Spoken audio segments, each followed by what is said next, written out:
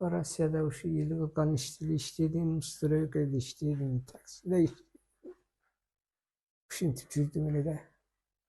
Ана кайтам, мына кайтам деген эле ушинтип бир күнү ооруп калдым да. Мекендешибиз Абдыкалык Бекиев Орусияда иштеп жүрүп, бир күн эле абалы заматта оорлошуп, бейтапканага түшүп калган. Дарыгерлер текшерип, боордун залалдуу шишиги цирроз илдетинин акыркы даражасы деп диагноз койгон. Азыркы учурда абалы оор. Ооз кургайт, отдышкадан кыйналып атам.